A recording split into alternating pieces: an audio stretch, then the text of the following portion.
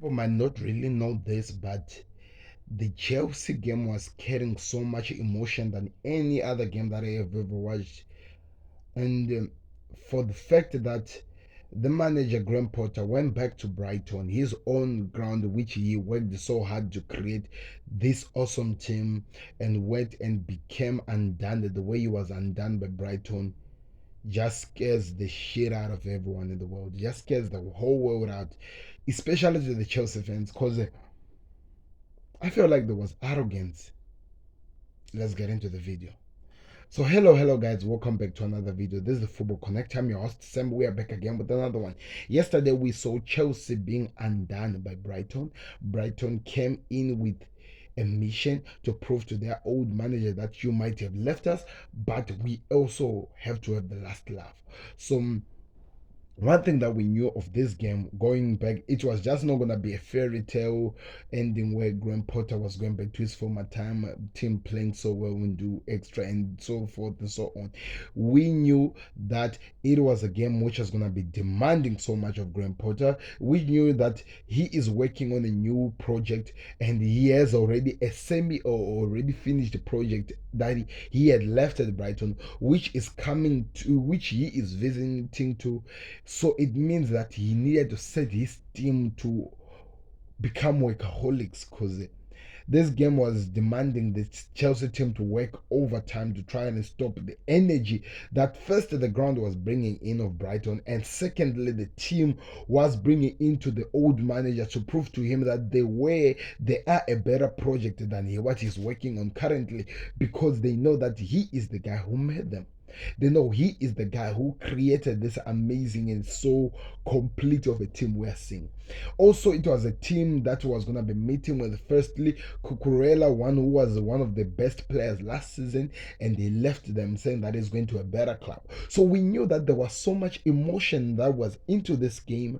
And as of Chelsea, knowing that they're going to a team with into a game where there's so much emotion from the team and to the fans, they needed to at least put so much into how they were going to approach this game. Their mindset needed to be correct. Their energy level needed to be correct. The reason why I'm mentioning these things, their tenacity needed to show that there was that know-how and there was that eagerness to prove that they are the best team that is under Graham Potter.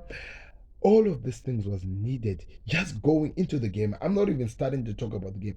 Just going into the game, all of these things was needed. And that was all the thing that Chelsea went. That was everything that Chelsea went going into this game. That was every single thing that Chelsea did not produce going into this game. And that's why Chelsea were beaten.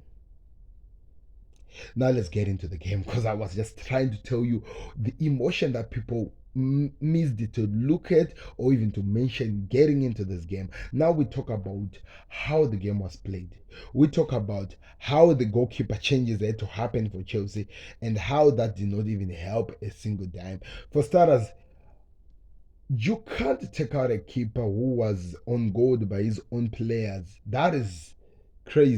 You can't do that, because Cook, when you look at the Kepa has been a good servant for Graham Potter. He got his chance. He has proven himself, because, of course, when Graham Potter came, Mendy was injured.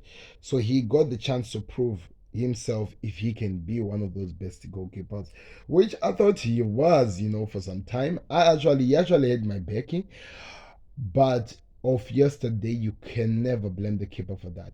Where your own players, the guys who are supposed to help you defend the team, the goals from getting in, are the guys who are actually responsible for scoring your goals.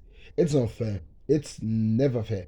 Yesterday's game was, like I told you, was a game which was rich with emotions, and they played so well. I'm talking about Chelsea, but never really with the energy and the tenacity which was needed for them to at least get something into this game. Brighton, on the other hand, were so perfect. 4 goals.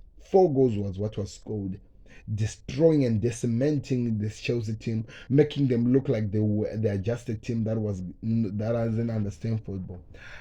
I saw Graham Potter look so devastated, look so exhausted, confused over how the game was going, so confused, not understanding why the team was not giving him enough into the ground, why there was no much, why there was no energy enough for this team to at least get something, why there was not anything that could prove that they wanted to win this game or get something out of the game. Because all of these things, to be honest, were some of the things that were missing going into this game. We did not see this Chelsea's fighting spirit. We did not see this Chelsea trying to offer something. Their tackles, their attacks were not convincing as much as the other direction. Players like Ram Sterling, Kai Havertz, Christian Pulisic, all of these players somehow, as much as good as they are, they just tend to become a bunch of nobodies at this moment. They are not producing what we are used to seeing in them. They are not giving us the football we are used, and we've become well known of what they offer when it comes to be in the ground. And for me, it is a bother. It is a worrisome situation for the Chelsea fans. And if they're not asking questions of their players, why they're not turning up into the game, why they're not giving enough for their manager, then there is a problem. Is it that they need the competition? They need some rotation? Maybe Graham Potter needs to get some players out of the club, but maybe he needs to bring some players who are better, because they are not giving enough. They are just not giving enough. They are not giving enough. It's funny I'm talking like this, but Graham Potter, since taking over from Chelsea, this is his first defeat. But if you look at how Chelsea have been playing all over since that, they have not even convinced anybody. And coming into this game with so much at stake, well, you can understand the scoreline, isn't it? You can understand how the game ended, can't you? That's what happened. Chelsea were humbled by Brentford, by Brighton by 4 goals to 1. And Graham Potter looked like he was confused. He didn't understand what was happening. He didn't know who to bring in and who not to bring in. That's how confused he was. Want to hear your thoughts in the comment section? Do me a favor, click the like button. Watch here when I talk about the crisis of Liverpool here, and watch here when we cover the big match preview and reviews. I can't wait to see what happens next. Thank you very much for watching. This has been Sam. We'll be back again with another one. If there are some things that I missed out, please mention them in the comment section. Let me know, maybe there's some things that I didn't talk about. But all in all, I'm out. Thank you very much for watching. Be blessed. See you later.